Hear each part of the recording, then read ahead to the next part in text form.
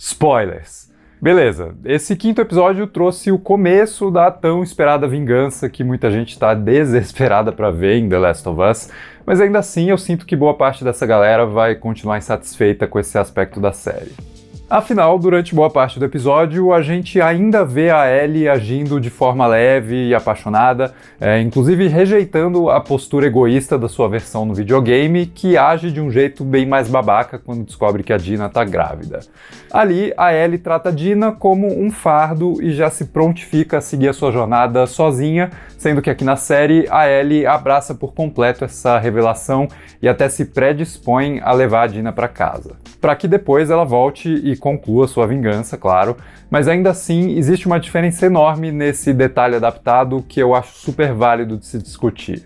Afinal, lá no jogo, essa postura individualista da Ellie causa um atrito entre as duas. Isso move a história de um jeito bem mais conflituoso, sendo que na versão live action, a dinâmica entre elas parece sugerir um desejo dos roteiristas de evidenciar ainda mais o contraste entre a Ellie bem-humorada de antes e a Ellie que vai se tornar cada vez mais atormentada pela violência. Talvez isso explique os momentos de leveza entre ela e a Dina, inclusive nesse episódio, enquanto elas flertam e planejam a sua caçada como se isso realmente fosse algo inconsequente e parte de um passeio de casal pós-apocalíptico. Eu já vi muitos comentários apontando isso negativamente, mas eu entendo que essa é uma decisão totalmente proposital.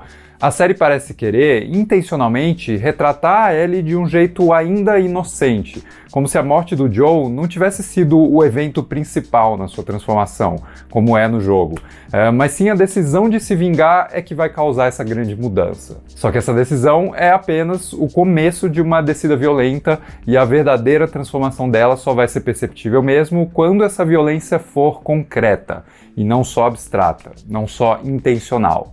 E quando a vingança da Ellie se tornar uma prioridade acima dessas outras partes importantes da sua vida.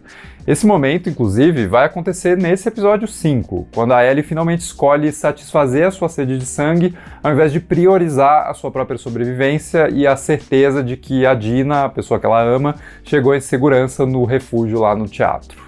Naquele momento no parque, quando ela para e decide intencionalmente se dirigir para o hospital onde está a Nora e não se reunir de novo com os amigos, ela cruzou uma linha, um ato que vai se tornar cada vez mais fácil para ela, que é esse ato de pensar primeiro em si mesma e no seu objetivo vingativo. Vale dizer, ela faz isso justamente quando ela está separada da Dina, que até aqui tem servido como um apoio racional para suas intenções emocionais. Mesmo que a Dina concorde com essa missão revanchista, e de um jeito até mais pessoal do que no jogo, já que ela parece ativamente endossar esse objetivo, inclusive colocando isso acima da sua segurança própria e do seu bebê, como a gente vê naquela cena explicando todo um contexto de história da Dina que não exatamente tem no jogo, ou se tem eu não lembro. Mas ainda assim, a Dina exercia um controle muito forte sobre o jeito de se fazer isso, Se é para elas se vingarem, isso tem que ocorrer da forma certa, com prudência, com paciência, enfim. Aliás, pensando em bastidores, eu acho que os produtores realmente entenderam o quão fenomenal é a Isabela Merced nesse papel, no sentido de ela realmente ser magnética e trazer um carisma muito forte nessa dinâmica com a Ellie, e talvez isso justifique a expansão enorme dessa personagem, que no jogo permanece muito mais coadjuvante. E eu não me incomodo nem um pouco com isso, já que eu tô igualmente cativado pela Isabela nesse papel, e eu acho que a série faz um ótimo trabalho de tratar esses personagens de um jeito muito mais humanizado, que não faz deles só NPCs, personagens não controláveis de um jogo, mas sim pessoas reais que teriam voz e teriam poder de decisão em situações assim. Enfim, mas voltando para Ellie, uma cena que explica muito bem essa coisa da transformação dela é um momento onde ela encontra o palco no teatro e tenta tocar Future Days no violão, só conseguindo emitir a primeira frase da música quando diz "se algum dia eu te perdesse", mas ela não consegue completar a frase, que na música continua "eu com certeza me perderia também". Talvez a Ellie, durante todo esse tempo após a morte do Joel, ainda não consegue sequer acessar a sua dor, sendo que lá no jogo essa dor parece habitar muito mais a superfície da personagem, motivando as suas ações de um jeito mais direto. A Ellie da série, no entanto, escolheu soterrar o máximo possível essa dor, inclusive se apoiando nessa recém-descoberta relação com a Dina, para evitar de acessar essa parte de si que sofre tanto, mas que aqui sofre muito mais em silêncio. Se você pensa nos estágios do luto, é como se a Ellie do videogame tivesse estagnada na segunda etapa, a da raiva, sendo que a Ellie do live action parou na primeira, a da negação, pelo menos até esse momento da história. Isso muda quando ela finalmente decide ir atrás da Nora e as duas têm um confronto praticamente idêntico ao jogo, né, com algumas pequenas diferenças. Por exemplo, a Nora explica o motivo da Abby ter matado o Joe num movimento recorrente desse grupo de personagens aqui na série, de explicar para o público e para a protagonista muito mais do que eles dizem no jogo. No geral, esse tem sido o meu maior incômodo com essa segunda temporada, eu admito.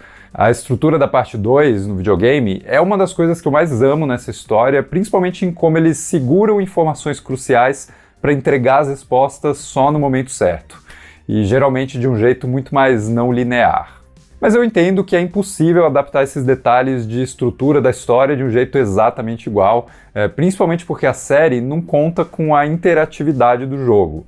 Então não adianta esperar que a gente se identifique com a Abby, sendo que a gente não vai literalmente andar na sua pele e controlar as suas ações. Mas o resultado que o Craig Mazin e o Neil Druckmann encontraram para a série ainda não me agrada por completo, né? Principalmente em como eles removem por completo a Abby da história nessa segunda temporada e parecem deixar para desenvolver essa personagem direito só no futuro. O que poderia funcionar, caso seus amigos não ficassem revelando tantos detalhes dela pra gente antes da hora, de certa forma diluindo o impacto que existiria caso a gente descobrisse essas informações quando a série fosse, de fato, mergulhar no ponto de vista dela. Talvez uma solução possível fosse fazer essa jornada realmente ser paralela, né? Com episódios da Ellie se alternando com episódios da Abby, mas aí a HBO teria que desembolsar uma baita grana e basicamente produzir o dobro do que eles já estão produzindo.